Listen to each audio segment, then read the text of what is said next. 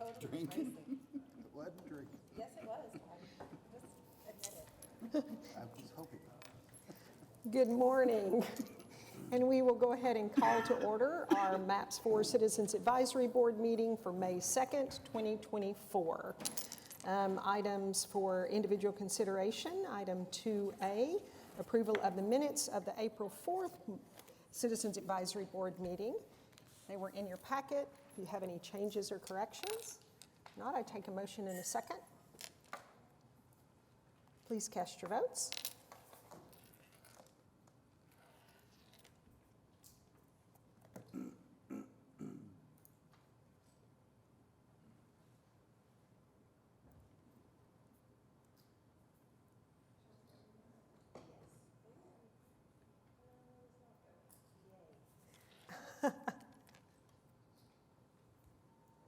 Motion passes. Thank you. Chelsea, I get it. Only doing this once a month, it's kind of hard. So moving on to item 2B, receive the monthly financial report ending March 31st, 2024. Mr. Todd. Thank you, Madam Chair. I want to point out one thing here. That it shows 0 on interest, but this is just a timing issue that we have with when we run this report and when the interest is posted. So we are collecting interest. We've showed 0 for a couple of months, and we're working to try and work that timing out. But just wanted to point out that we are gaining interest. It's just not reported this month. Okay. As you can see, for fiscal year, there's 5.2 million. So on the revenue side for the month, total of $10,556,200. Fiscal year of $126,227,773, and a total of $523,391,214. And I do want to point out that we remain at 2.9% above projections. On the expenditure side for the month, $10,102,678. Fiscal year of $35,945,797, and a total of $204,075,710. Okay. Any questions about the financial report? Okay. If not, take a motion in a second to receive those. Let's cast your votes.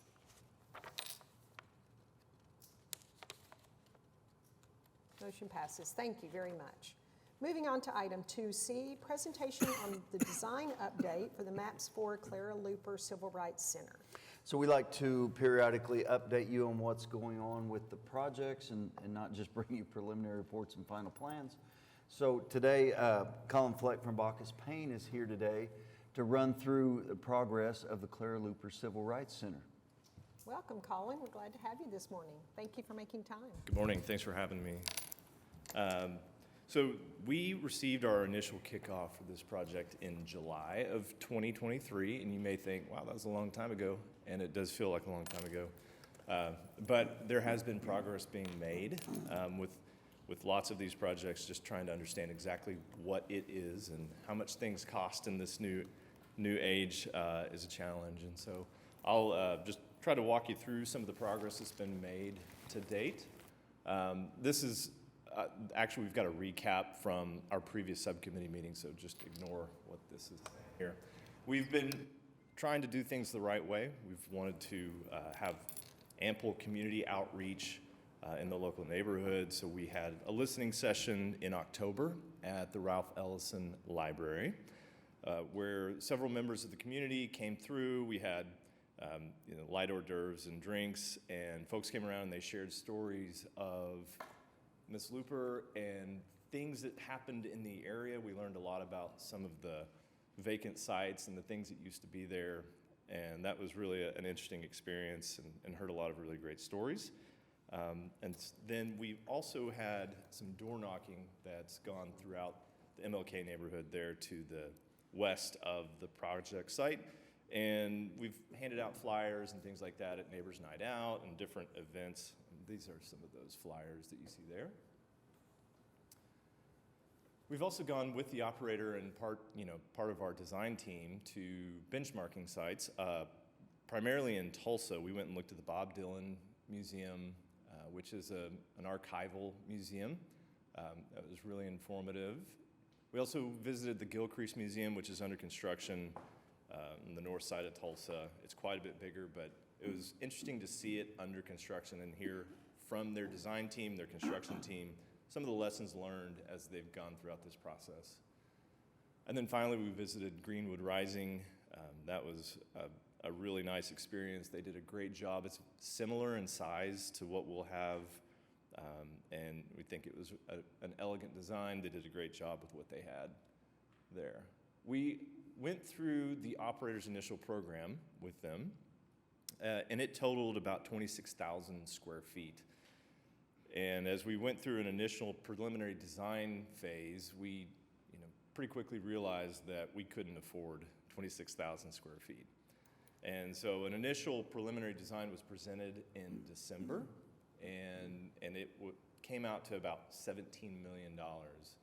And so we kind of regrouped and came back with a revised preliminary design that fits within the budget, but part of that is to break the project into two phases. So right now, all that's in phase one for maps is what we'll present today.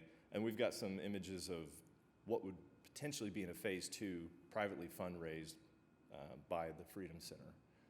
So just to orient you a little bit with the site here, North-South Street is Martin Luther King, and then our streets going north are 23rd, Madison, 24th, and 25th. So there are 3 parcels highlighted in pink. Actually, it looks like 2, but there's 3 there that are the proposed site.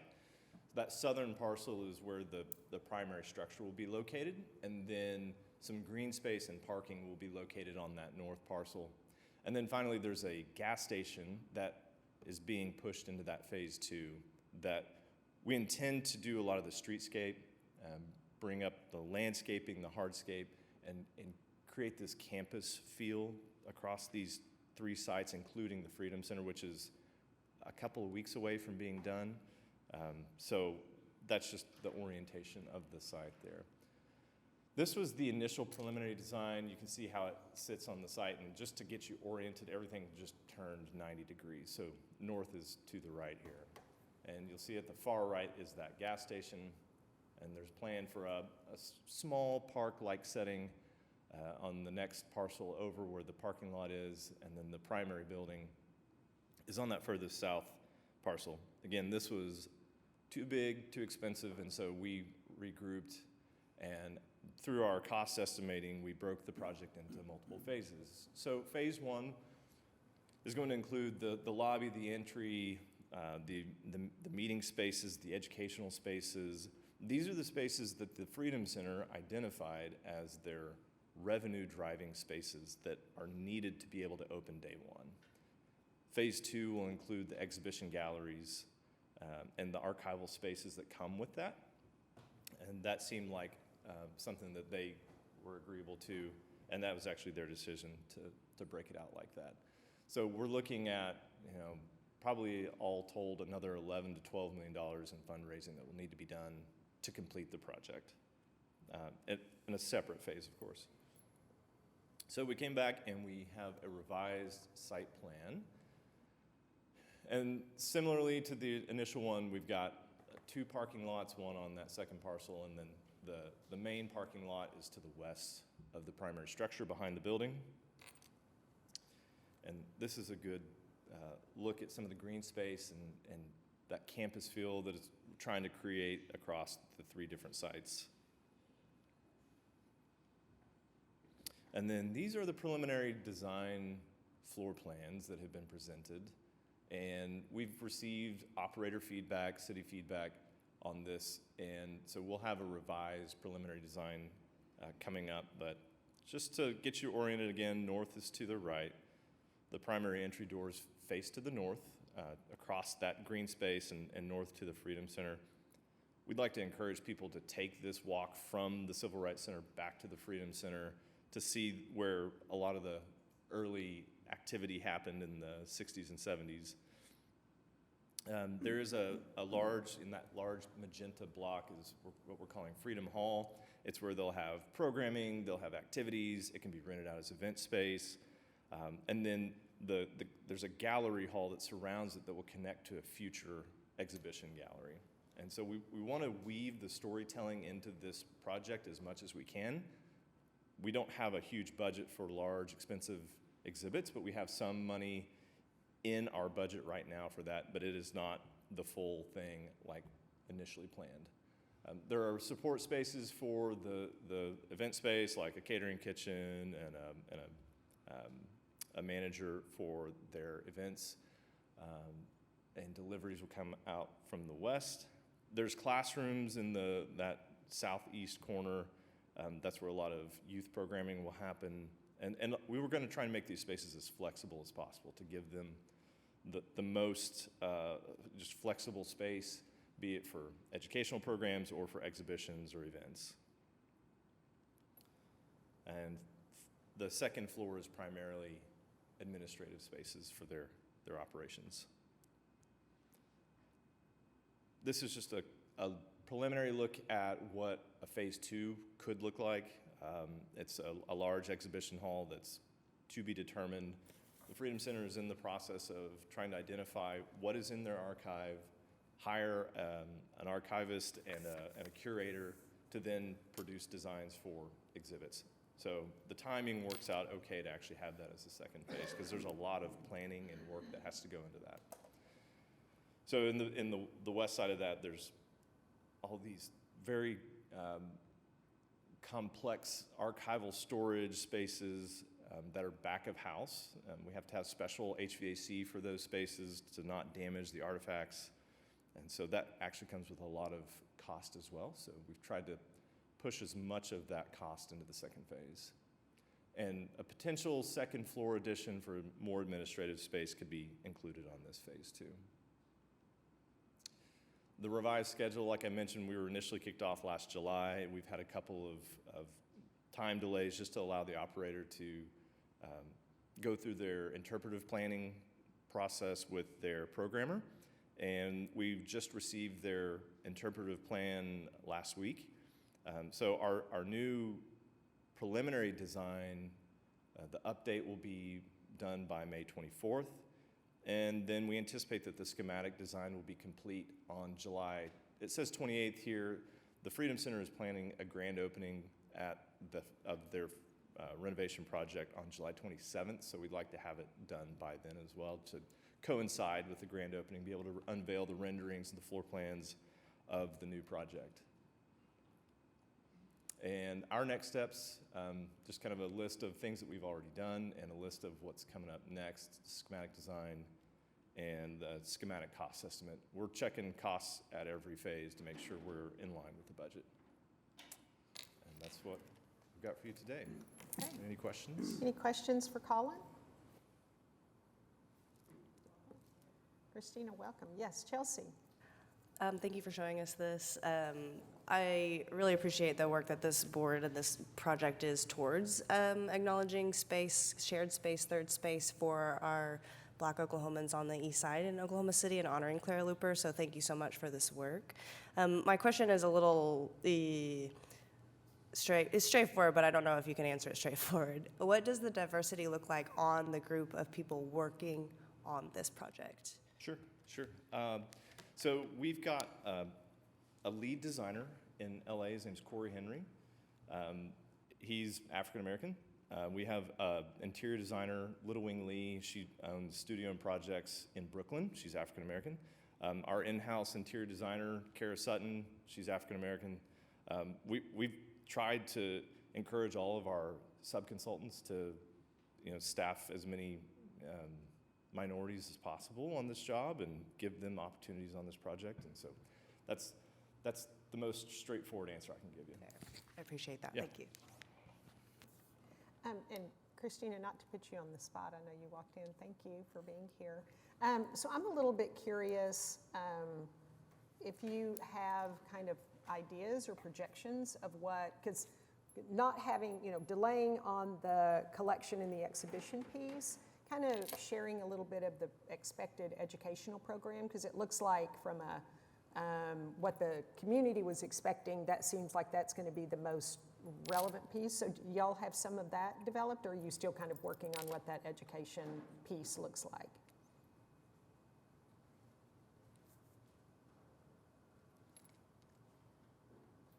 So in terms of programming, that's actually one of the reasons we went ahead and brought on our programs manager about 6 months ago, so that we can be working on developing those elements and have them ready to roll. We're piloting some things already. Last year, we had the opportunity to work with OCCJ out of Tulsa to bring their Youth Leadership Forum for Community Transformation here to Oklahoma City for the first time. We also partnered with the Legacy Committee to offer the first Claire Looper Teachers Institute, and so that was actually several months of Zoom meetings and then a week-long training hosted over at OKCPS headquarters. And so we're absolutely working on those programmatic elements already and piloting some things so that we'll be ready to roll once we open. Oh, that's exciting. Yes. That sounds great. Thank you. Any other questions? Fantastic. I didn't mean to put you on the spot, but I knew you would know the answer. No worries. Great. Okay. Thank you so much. Anything else from Colin? Okay. No, we don't need to vote on that, correct? It's just a presentation. That's correct. Okay. Outstanding. Thank you so much. Okay. Moving on to item 2D, recommend approval of recommended site for the MAPS 4 Clara Looper Civil Rights Center. Vicinity there. So I'll get to that in a minute. Okay. But I'm bringing this to you now because we needed to get a site plan going and make sure we knew what we were doing. We all kind of knew where it was going to be and what was needed, but I wanted to make sure, so that's why we're here. And just want this body to authorize me to go out and start purchasing this land based on the site plan that you saw. Now, it was pointed out, and it is correct, that we have on here Madison Street to 24th Street. It should be Madison Street to 25th. And that's what was approved by the subcommittee. So if you are inclined to move this, it would be appropriate to amend that to 25th. Okay. Would anybody like to see the map? Would that be helpful, or you feel good about what you've seen already? Okay. So any questions? Okay. So I would take a motion, and if you would be willing to move but also amend the 24th to the 25th Street. Monique, you're moving the amendment as well? Okay. Okay, cast your votes. Okay, the motion passes. Thank you. Excited to have that project moving forward. Moving on to item 2E, recommend approval of final plans and specs to be advertised for the MAPS 4 Henrietta B. Foster Center selective demolition. So Chris Morgan from JHBR is here today to go through what's included in these plans. I want to point out and I want to emphasize to everybody and to everybody watching out there, this is not demolition of the H.B. Foster Center. Internal demolition. Right, Chris will go through it. Okay. That's correct. Morning, I Chris. appreciate it. Yeah, as David mentioned, this is interior demolition only. This is for the Henrietta B. Foster Center.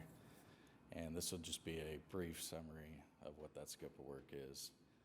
So the facility itself is located at the intersection of Lincoln and Northeast. I can't hear you very well, Chris. Sorry. It's how's that? Better. All right. So the facility itself is located at the intersection of Lincoln and Northeast 4th Street. It's highlighted by that yellow box you see in the corner. Now this is a existing two-story facility. The thought process is that the building envelope itself would remain intact, and we would remove the interior finishes. This would include flooring materials, non-load-bearing partitions, mechanical systems, plumbing fixtures, electrical devices, ceiling assemblies. As far as structural components, those would remain in place. Load-bearing walls, exterior envelope would stay. To give you an idea of what the current state of that facility looks like, these are some existing photographs we have on the left. This is a interior view of the main entry lobby looking back to the north. And then we have a workroom directly adjacent to that on the right. We also have an existing split-level locker room on the left and a vacant office space to the right. As far as timeline goes, we're looking at putting this out to bid this month, award contracts next month, complete the demolition over the summer, July and August. And we're currently estimating that cost to come in around roughly $500,000. That's all I have, if there are any questions. Any questions? I might add that this gets us a couple of months head start as far as the construction, but it also helps the architect as he completes his design to make sure there aren't any surprises up in there. And also as we do the demolition, that there are no surprises. So that's the reason for doing this. Yeah, part of that is we have limited documentation on the existing structure. We have some drawings from a small remodel done in the 80s. That's about it. So once we open this up, we can go and verify sizing, location, structural components, along with any concealed conditions that may be present, water infiltration, mold, etc. Like it. What are the plans for the elevator? Yeah, so for the elevator, we got a little bit of a challenge there. We're taking the existing elevator out, and we're going to convert that to electrical and IT. It's centrally stacked in the space. We have vertical all the way up through all floors. We're going to shift and put a new elevator down towards the new main entry, and the reason being we have those split levels where the locker rooms are that are currently not accessible, and that'll allow us to tie all floors together, make them all accessible.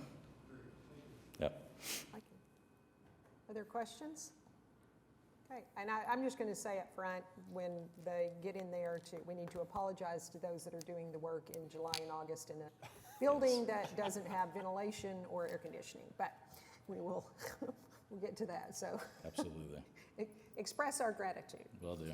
Okay, so with that, if there's no other questions, we will take a motion and a second to approve the recommendation. Please cast your votes.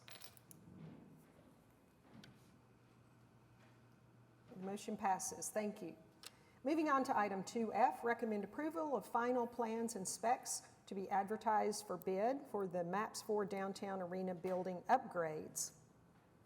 So Travis Pauley from Populous is here today to give you a summary on this project. Welcome back, Travis. That was a really short intro. Didn't give me time to get up here. Yeah, I'm here today in place of Kevin to talk about Paycom a little bit with you guys. This is submitting plans for final approval for 4 small interior spaces on the Paycom Center, updates to those spaces.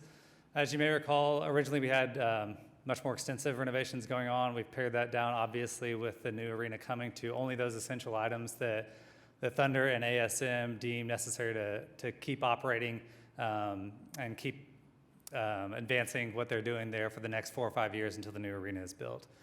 So what we'll talk about today, we've got 2 office expansion spaces and then 2 kind of event type of spaces, crew spaces and operator spaces. So first I'll walk through those operator spaces, then we'll look at the office spaces. The first space that we're talking about here is on the event level. It's up on that north side of that plan. It's a crew room. Currently this room is underutilized. It's meant to be for crew to come in. The guys that set up for concerts and events and stuff like that, they come in, they use this room throughout the event, through the afternoon and the evening, and then they stay there and break down the event. Like I said, it's underutilized right now. We think it could be used for not just that, but a lot of other uses for people that are performing in the event, VIPs. It's got a direct elevator access to the different levels, so it's a great location for that. So the proposed changes for that are all interior in scope. On the left side, you can see that existing room with the block walls and vinyl tile floors. And on the right side, you can see what we're proposing for that room. So just upgrading that room, giving it more functionality. We're going to have some spaces for instruments and things like that to be displayed from local artists, TVs, just a much nicer space that's going to be able to be utilized for those people that are performing in our arena.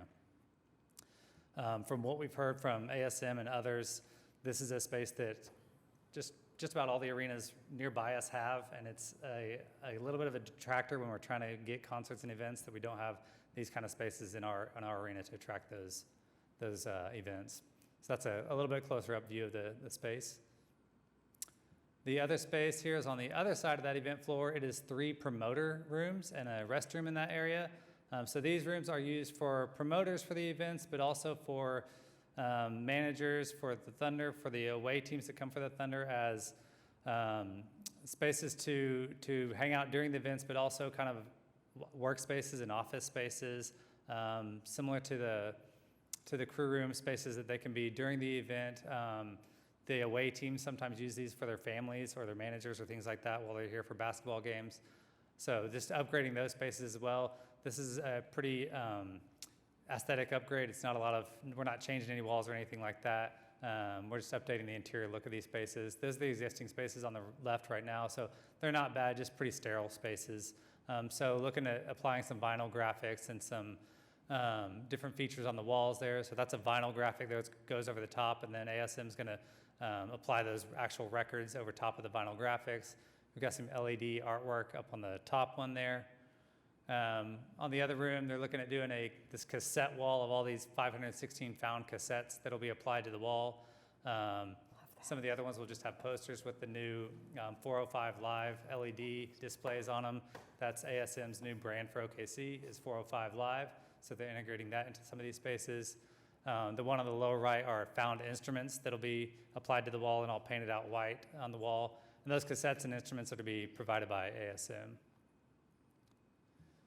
The last 2 spaces are the office spaces. So the Thunder and ASM are busting at the seams. They're completely out of space in the facility right now. I believe ASM is actually temporarily officing some spaces over in Cox or Prairie Surf for now, just because they don't have any space in here. So this first one is for the Thunder office expansion. It is down in the kids zone right now, which from my understanding isn't being used. It's currently used as kind of a temporary storage type of space right now. So an underutilized space that we're trying to take advantage of to put in quite a few more office spaces. So we're using that space to put in about 21 workspaces, 15 workstations, and 6 different offices within that space. You can see an example of the workstations right there. So trying to keep it really compact and get as much use out of this space as we can.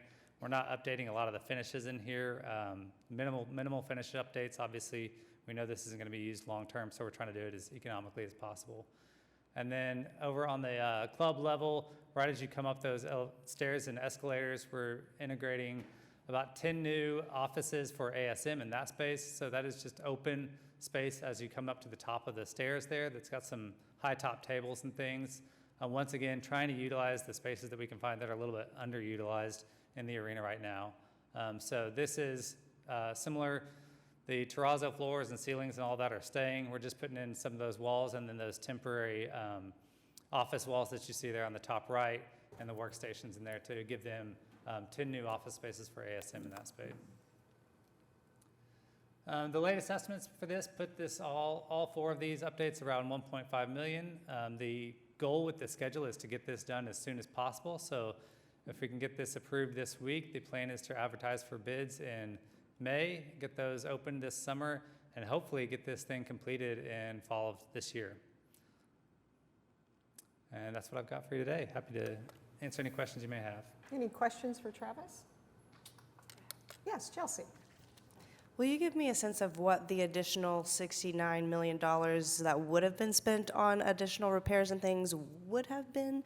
And how was this the priority? Like, what was the triage decision-making for this to be the priority for these upgrades? Yeah, I may defer to David on where the $69 million is going. That's not something I'm aware of, but I think he probably has a better idea. The $78 million that we moved last month? Yes. So that went to the new arena. You're wanting to know what that would have done? To this one, yes. What, so could you go over what, Original. Yeah, I forgot. Okay. I forgot. Travis is standing in for Kevin. Kevin is the architect for Paycom because he had a family issue, and Travis is our Coliseum guy. So I'll do my best to remember what was in there. So there were renovations. that were planned on the upper level, the 300 level, that was supposed to be opened up, and there would have been restaurants and retail and food opportunities at that upper level that exist more at the club level. So that was a significant piece of it. I'm trying to remember what else. And then also this expansion was a part of that also, was additional offices, because the Thunder office is expanding, and for that matter, ASM is expanding also. That's the main things I remember with that project. Is that? That sufficiently answers Okay. that question. My follow-up question is, I recognize you guys are seeing that the construction might take 5+ years. Have there been any decision-making about what will happen to this building that we're just about to continue making additional improvements on? Well, one decision is that we will continue to use it for 4 or 5 years for sure, because as the new one is built. But no, council has not decided what will happen with this building. Right, is the operator working on plans or anything like that at this current moment, or is it all focused on the new, non-existing building at this current moment? So the operator is responsible for the existing building. There's not necessarily an operator for the new arena. What we intend to do is make sure that the Paycom continues to be a top-level facility that can host concerts and basketball and rodeo and all of those things. And that's the work that we've done here. So no, there's no real plan set in place just yet. Thank you. I understand the need for great hospitality. I am in entertainment in my own business, so I understand that for sure. I think the overwhelming things that I hear from people that I am around is that we don't really know where the money's going, where it came from, why it's going there, and I know there's a lot of support for the new arena, so I respect that too, but Well, thank you for all the that's details. clear if you follow the last memo, that $78 million is going to the new arena, and that the money that we've spent so far has been for the new scoreboard, for the elevators that were replaced, for the seats that were put in there, for this kind of improvement. So I agree. I understand that. Significant enhancements for a building that will only be used for maybe 5 more years. So this is where Possibly. my questioning. Well, to be honest with you, it'll probably be used longer than 5 years. This is something else I'm We wondering. just don't know what that use is yet. I mean, if you look at the Myriad, right, Prairie Surf Studios, we had no idea that we would potentially be able to utilize that place for these additional years, but it's worked out great. And we've got 5 years to figure out How to what we're use it. doing with it, so. Yeah. Okay, Thank you. thank you. Any other questions? How much office space is being built out? So the Thunder Square included footage. 21 new spaces, and ASM had 10 new spaces. And how much square footage is that? Let me see if it's on here. I don't look like they have the square footage on here. I think the primary goal, let's see. I couldn't tell you exactly what the square footage was. Once again, if I was 2,000, actually on this project, I probably. 2,000, 3,000 square feet, I'd, about that. about right, yeah. So my point is, that we're redoing that at a cost of almost $400,000. It would be much cheaper for the Thunder to rent office space downtown as opposed to paying for renovation.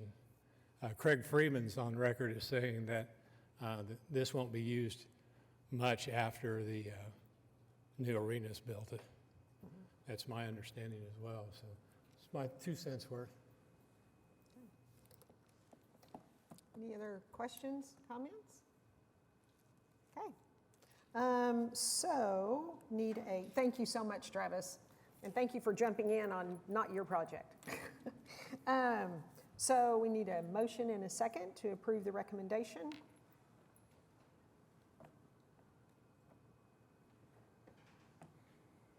Please cast your votes.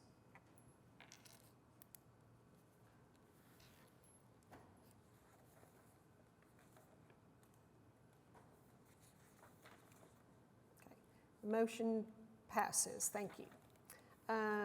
So moving on to item 2G, recommend approval of the change order number 10 on the maps for Fairgrounds Coliseum for an increase of $84,792. So construction continues at the Coliseum, and this is Travis's project.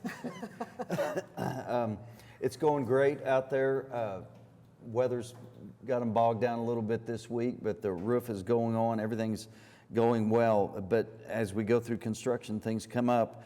This underground structure removal, it was really just that last little leave out that they had. If you remember at the tour or at the topping out, there's a piece of the bowl that was left out so the crane could get in and out. And now that the crane is out, they started building the footings. They found some more stuff that was buried in the ground, so that's to remove that. There was a curb inlet that was left out of the plans.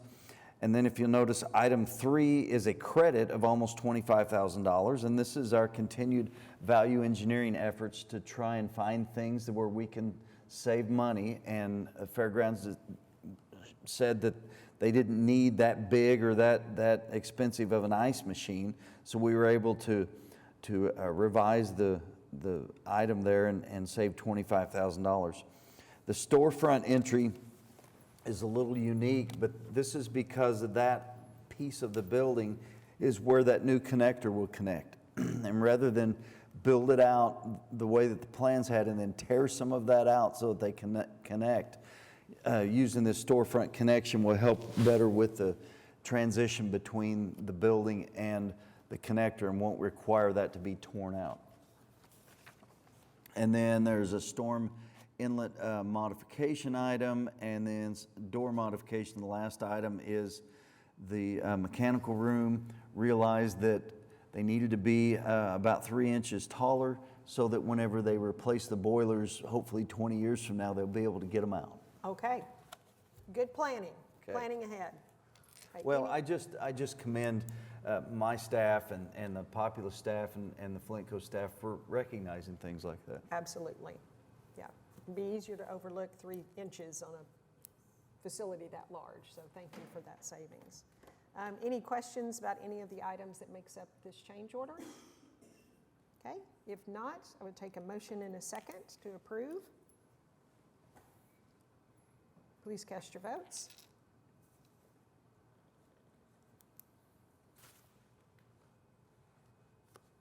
Okay, motion passes. Okay, that concludes our items for individual consideration. Moving on to item 3, discussion items. We don't have anything. Anything? Okay. Item 4, Citizens Advisory Subcommittee reports. Any reports? Russell? Sidewalks and bike lanes, exciting. We discovered that it cost $1.7 million to put in a left turn, not a left turn, but put in a signal at May Avenue and 19th. Oh, goodness. $1.7 million. It's been an educational process.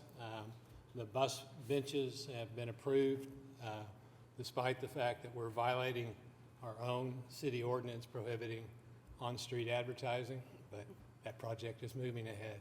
So, Okay. any other Any other- subcommittees? Yeah, any other reports? We did not meet for the first time since I have been here, Okay. so, but we're doing a lot at neighborhoods. Your neighborhood, y'all have been busy. We have You been super absolutely have been busy, so. Okay. Daisy, no? Okay, and then, yeah. Monique, anything to add from? No, I don't think I have anything to add about civil rights other than that we are moving forward Yep. and we are excited about it. Yes, we are. Fantastic, great. Thank you for those. So item 5, update status on the entire MAPS 4 program. Mr. Todd. Following with what Mr. Pace said, we received our first bids on sidewalks yesterday, and they came in under budget, so they're going well. A lot of things in design. We're in that period where you don't see a lot, but it's moving. Animal shelter in design. You saw Foster Center and Clara Looper Center this morning. Bike trails are in design, as Mr. Pace said. Mental health has really started off. We've got the Parks Master Plan in our office. It's 467 pages. And the stadium, multipurpose stadium is in design, so everything is going well. Fantastic, great to hear. Okay, moving on to item 6, comments by board, staff, or citizens. Do we have any citizens signed up to speak today? No? Okay. Anything from staff? Okay, board. Any board members have anything? Mr. Russell. What's the projected opening date of the Innovation Center? Looks like it's really getting close. I don't know that offhand, but I can find that for you. For Convergence, yeah. Beautiful building. It is beautiful. See it right down the east side. Just don't get carried away just because they got the outside skin on. There's a lot of work inside. Yeah. But it's moving forward, okay? Anything else? Comments from the board? Just want to say thank you for your continued commitment and appreciate, this process doesn't work without you all's time, so appreciate that. If there's nothing else, then we are adjourned. See you in June.